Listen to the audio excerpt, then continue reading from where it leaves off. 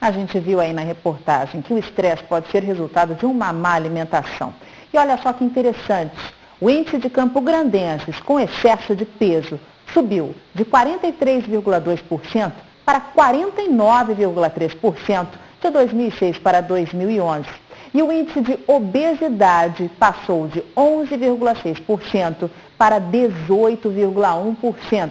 Isso é o mais preocupante. A capital de Mato Grosso do Sul, que sequer aparecia entre as 10 primeiras no ranking da obesidade, há 5 anos, hoje já figura como o 5º maior índice do país.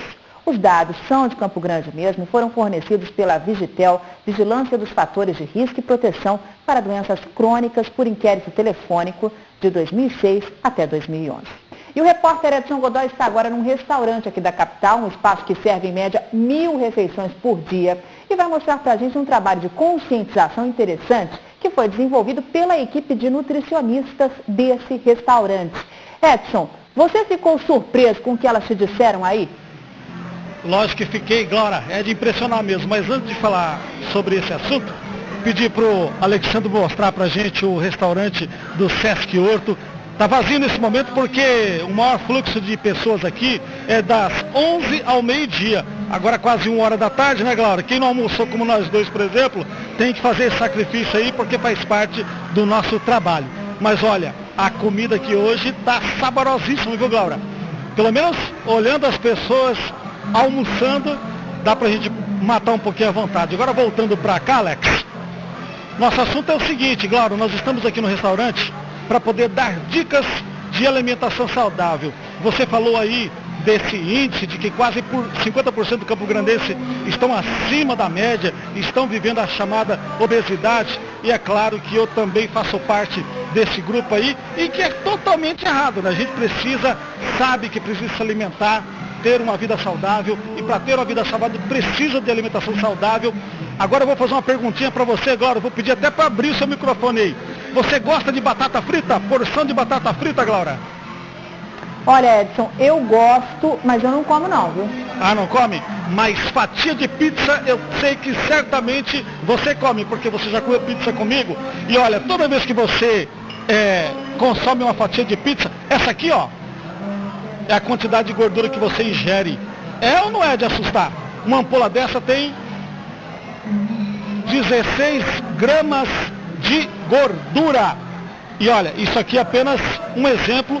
E esse estudo, esse levantamento foi feito pela Michele, que é nutricionista aqui do Sesc Horto. Na verdade, aqui existe uma série de elementos, uma série de ampolas que traduzem, na verdade, na prática, o que a gente consome em cada alimento, né, Michele? Boa tarde. Vamos começar falando do sal. Qual que é a quantidade ideal do sal para a gente consumir? Boa tarde. Nós escolhemos aqui 3 nutrientes que estão presentes na alimentação do brasileiro, e os dados, como você disse, da pesquisa em Campo Grande, corroboraram com os dados nacionais, que de 45% da população brasileira está em excesso de peso. Então nós optamos pelo sódio, para falar do sódio, da gordura e da fibra, que também entra na ideia de uma alimentação saudável. Deixa eu passar para aí, para que o Alex possa mostrar aqui a pirâmide da alimentação e também das ampolas aqui. Vamos falar então do sal, como você está falando. Ok. A recomendação do sódio dia para um indivíduo é de 5 gramas. 5 gramas dia, que equivale a mais ou menos 1 colher de chá. Para a gente ter uma ideia, essa porção de presunto, 4 fatias, ela contém 1,1 grama de sódio, que equivale a essa quantidade. Olha, isso aqui é uma fatia de presunto. Quatro fatias de presunto. Nessa quantidade de sódio. Alô, você que nos assiste, ó. 4 fatias de presunto já dá essa quantidade de sal, que é infinitamente superior ao que a gente deve consumir. Na verdade, aqui nós temos 1,1 grama, mas se eu consumir 4 fatias de presunto, 2 unidades de salsicha, que equivale a essa quantidade de sódio, e além disso eu consumir 3 colheres de carne seca, que equivale a essa quantidade, eu já excedo com esses 3 alimentos a quantidade diária recomendada, que é de 5 gramas. O problema mais grave, é lógico que o sal é perigosíssimo você consumir no excesso, principalmente para quem sofre de pressão arterial, por exemplo, né? Mas a gordura em excesso também faz um mal danado, né? Na verdade, a hipertensão arterial, colesterol, doenças cardiovasculares, elas são uma das maiores causas de morte. E a gordura também é uma das causas gordura em excesso é uma das causas da obesidade e de doenças cardiovasculares. Então, para nós termos uma ideia, em um copo de leite, nós temos essa quantidade de gordura. Em uma fatia de pizza, como você colocou, uma fatia de pizza portuguesa, nós temos essa quantidade de gordura.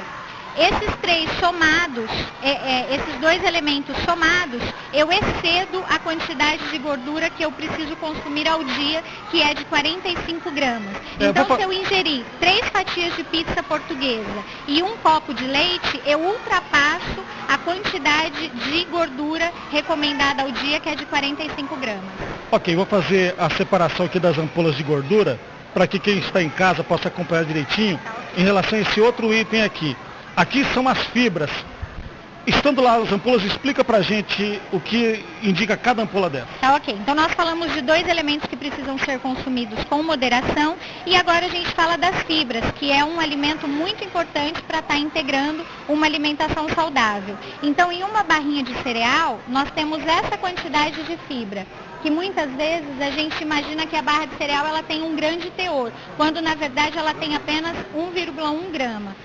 O farelo de aveia, que é um que a gente indica bastante, ele contém uma quantidade um pouco maior. E a linhaça é o grão que se supera, que tem uma quantidade bastante grande de fibra. A recomendação de fibra diária para um indivíduo é de 25 a 30 gramas dia. Então, se nós ingerirmos esses grãos que a gente colocou, aliado a verduras, legumes, alimentos integrais, nós conseguimos atingir a recomendação diária, que vai favorecer o melhoramento, né, um melhor funcionamento intestinal, diminui a absorção de gordura, então é importante para as pessoas que estão fazendo uma dieta e para os diabéticos também, justamente por retardar a digestão e ingerir uma menor quantidade, absorver uma menor quantidade de glicose e açúcar. Para a gente poder encerrar, eu vou pedir para você chegar aqui para a gente mostrar um pouco essa pirâmide alimentar. Aqui nós teríamos a alimentação adequada? Sim, a pirâmide alimentar hoje é um guia que nós utilizamos, é um material bastante educativo, que ele elucida bem o que a gente fala de uma alimentação saudável. No topo ou começa na base? Vamos começar pela base. Então, vamos lá na base, Alex. Então aqui, a base nós temos milho, fatia de pão, nós temos arroz integral, né? E massa, que é o macarrão. Isso, na verdade na base estão os alimentos que nós devemos consumir mais vezes ao dia, cerca de 5 a 9 porções. E nele estão os cereais.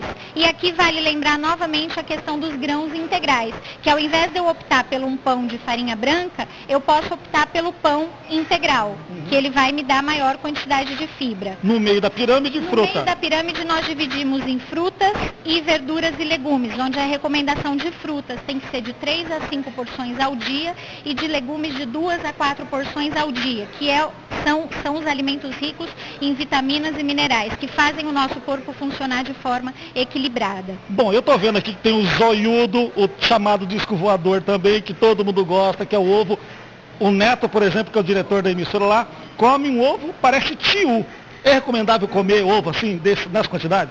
Na verdade, o ovo ele é um alimento bastante importante, ele é rico em proteínas. Nessa classe da pirâmide, nós temos os alimentos que nós chamamos de alimentos que fornecem proteína, né? Eles são ricos em proteína. E eles são importantes o consumo de carnes, por exemplo, e ovos, 2 porções ao dia. O ovo, ele é um alimento muito importante. Ele só não é recomendado com muita frequência para pessoas com alto colesterol, porque a gema, ela contém o colesterol. Então, a gente recomenda na distribuição da semana, 2 a 3 vezes da semana para uma pessoa saudável. E no topo, para encerrar, doce. No topo nós temos os óleos, né, e os açúcares que nós chamamos, que são os alimentos que devem ser consumidos com moderação, porque são eles que são ricos, né, em caloria e favorecem o ganho de peso, a obesidade, que são hoje doenças que a gente está aí tentando, por meio da alimentação, reduzir e melhorar a qualidade de vida dessas pessoas.